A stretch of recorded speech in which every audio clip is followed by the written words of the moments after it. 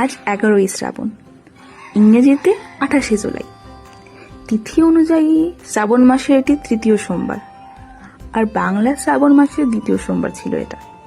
কিন্তু আমার করা এটি শ্রাবণ মাসের প্রথম সোমবার ছিল। আগের সোমবার একটু প্রবলেম ছিল, সেই কারণে করতে পারিনি, কিন্তু এই সোমবারটা করছি। যথারীতি অন্য দিনের তুলনায় একটু সকালবেলা উঠেছিলাম। অন্যদিন মা ঠেলুনি গুতুনিতে সকালবেলা উঠতে পারি না আমি, সত্যি বলতে। কিন্তু আজকে একটু অন্য দিনের তুলনায় সকালবেলা উঠে গিয়েছিলাম, উঠে স্নান সেরে নিয়েছিলাম। তো এখানে আমি বেশি কিছু ইউজ করি না। প্রথমে একটা গোলাপ জল ইউজ করেছি, তারপরে ডট অ্যান্ড কি ময়শ্চারাইজার, যেটা আমি সবসময় ইউজ করে থাকি। আর তারপর এই পুজোর জোগাড়। প্রথমে বাড়ির পুজো দেব, তারপরে মন্দিরে যাব।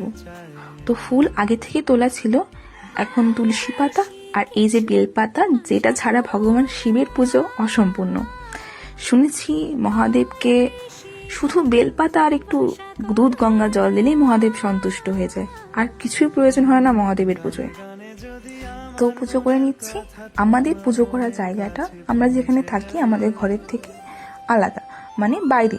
কারণ সবসময় তো আমরা স্নান করে থাকি না, বা সবসময় আমরা নিরামিষ খাই না, আমরা আমিষ খাই, তো সবসময় তো শুদ্ধ পোশাকে থাকি না। তো মন্দিরটা সবসময় বাইরে রাখাই ভালো, আর আমাদের সেটাই আছে। আগে ঘরে ছিল, কিন্তু এখন বাইরে করা হয়েছে। তো এখানে কৃষ্ণ ঠাকুরকে তুলসী পাতা আর ভগবান শিবকে বেলপাতা দুধ দিয়ে আমি পুজো করেছি, সবার মতনই, সবাই যেটা করে থাকে।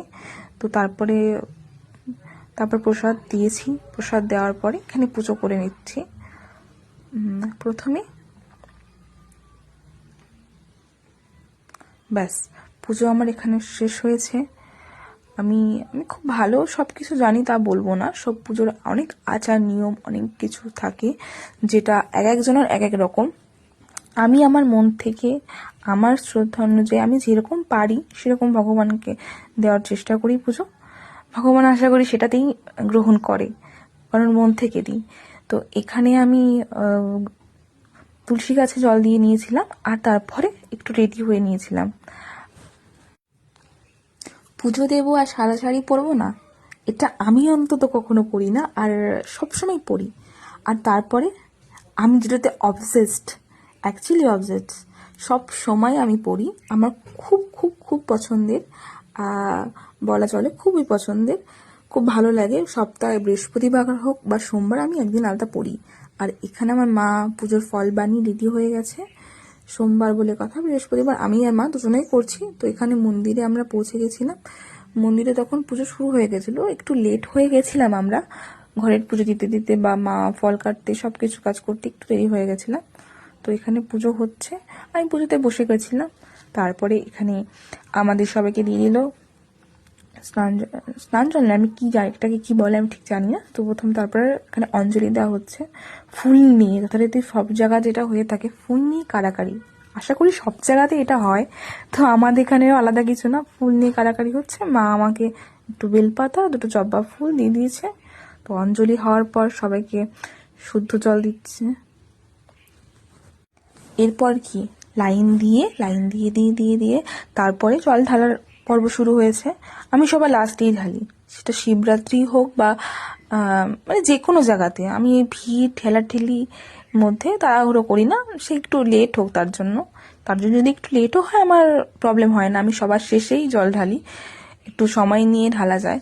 তো সবার ঢালা হয়ে গেছে। এখানে আমার ঢাল ঢালতে 12:30 মতো বেজে গেছিলো। তো আমার পর আমার মা জল ঢেলে নিয়েছিল, আর হয়তো দুজনের মতন ছিল, তারাও জল ঢেলেছে। তো তারপরে পুজো টুজো আমাদের এখানেই শেষ। আমাদের বাড়ি থেকে, আমাদের বাজারেই মন্দিরটা, তো আমাদের বাড়ি থেকে 2 মিনিট মতো লাগে হাঁটা পথ, বেশি দূর নেই, একটুখানি কি। তো এরপরে বাড়ি চলে গেছিলাম। বাড়ি গিয়ে সবাইকে প্রসাদ দিয়ে আমরা একটু প্রসাদ খেয়ে নিয়েছিলাম। তো এখানে বেশি কিছু ছিল না, ফল আর সাবু, এর বাইরে তো কিছু খাওয়া যাবে না। তো প্রসাদ বলতে আমাদের ফল আর সাবু, সেটাই দিনে খেয়েছি, সেটাই রাতে খেয়েছি। তো এখানেই আমার ভিডিওটা শেষ। কাউকে লাইক কমেন্ট করতে বলবো না, কারণ যার ভালো লাগবে সে এমনিই করবে।